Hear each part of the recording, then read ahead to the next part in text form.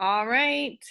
This is the last chapter of Mr. Popper's Penguins, chapter 20. Farewell, Mr. Popper. It was a hard decision to make. Long after the visitors had gone, Mr. and Mrs. Popper sat and discussed what was best for everybody. Mrs. Popper could see the advantages of both offers, and she pointed these out without trying to influence him. I feel that the penguins are really your responsibility, she said, and must make up your mind. It was a pale and haggard Mr. Popper who was ready to announce his decision the next day. Mr. Klein, he said, I want you to know how much I appreciate your offer of putting my birds in the movies, but I am afraid I have to refuse. I do not believe the life in Hollywood would be good for the penguins. Then he turned to Admiral Drake. Admiral Drake, I am going to give you the birds. In doing this, I am considering the birds first of all. I know that they have been comfortable and happy with me. Lately, though, with the excitement and the warm weather, I've been worried about them. The birds have done so much for me that I have to do what is best for them. After all, they belong in a cold climate, and then I can't help being sorry for those men up at the North Pole without any penguins to help them pass the time. Your government will thank you, Mr. Popper, answered the Admiral.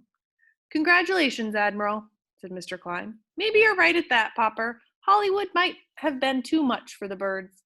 I wish you'd let me make one short movie of them in New York, though, before they go. Just some pictures of the sort of thing they do on the stage, you know. We'd show the film everywhere with an announcement that these are the famous Popper penguins that are being taken to the North Pole by Admiral Drake for the United States Arctic Penguin Founding Expedition, or something like that. I'd like that very much, said Mr. Popper. We'd pay you, of course, continued Mr. Klein. Not a fortune as we could have if you'd let us give them a contract, but say $25,000. We could use it, said Mrs. Popper.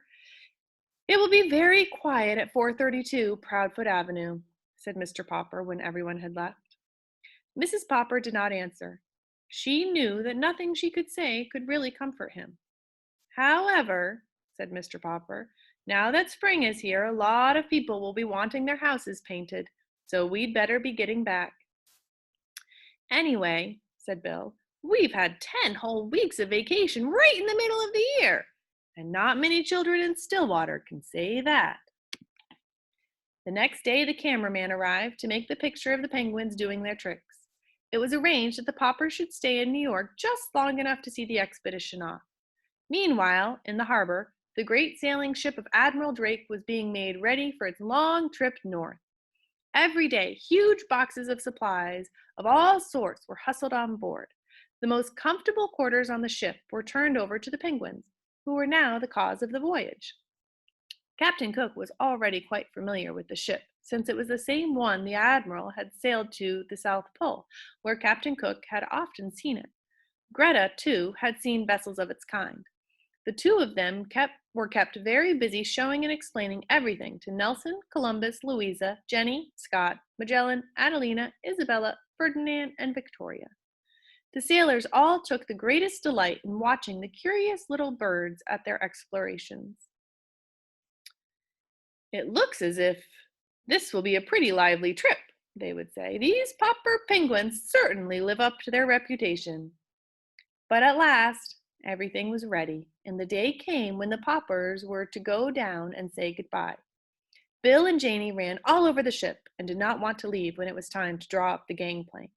The Admiral shook hands with them and Mrs. Popper and thanked them for having helped train the extraordinary penguins that were to be a real contribution to science. Mr. Popper had gone down below to say a private farewell to the birds.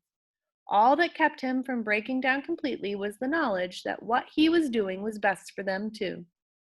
First, he said goodbye to all the younger penguins, then to Greta, who had saved Captain Cook. Then, last of all, he leaned over and said a special goodbye to Captain Cook, who had come and made life so different for Mr. Popper. Then he wiped his eyes, straightened his back, and went up the deck to say goodbye to Admiral Drake. "Goodbye, Admiral Drake," he said. "Goodbye?" repeated the Admiral. "Why, what do you mean? Aren't you coming with us?" "Me? Go with you to the North Pole?" "Why, of course, Mr. Popper." "But how could I go with you? I'm not an explorer or a scientist. I'm only a house painter." "You're the keeper of the penguins, aren't you?" roared the Admiral. "Man alive, aren't those penguins the reason for this whole expedition? And who's going to see that they're well and happy if you're not along? Go put on one of those fur suits like the rest of us. We're pulling anchor in a minute." "Mama!" shouted Mr. Popper to Mrs. Popper, who had already gone up the gangplank. "I'm going too! I'm going too! Admiral Drake says he needs me. Mama, do you mind if I don't come back for a year or two?" "Oh, as to that," said Mrs. Popper, "I'll miss you very much, my dear, but we have money to live on for a few years, and in winter it will be much easier to keep the house tidy without a man sitting around all day. I'll be getting back to Stillwater. Tomorrow is the day of the meeting for the Ladies' Aid and Missionary Society, and I'll be just in time. So goodbye, my love, and good luck."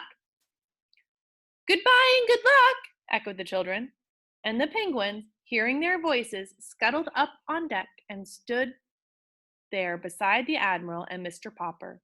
Then they solemnly lifted their flippers and waved as the great ship moved slowly down the river toward the sea. The end. So the rest of this book, as you can see, it says a biography of Richard and Florence Atwater. So a biography is a type of book that is written about people. That's true. So this is the rest of this book is the biography of Richard and Florence Atwater. But that is the end of Mr. Popper's Penguins. So we will do another read aloud with Mr. Coda or Mrs. Deedle. But that's the end of Mr. Popper's Penguins.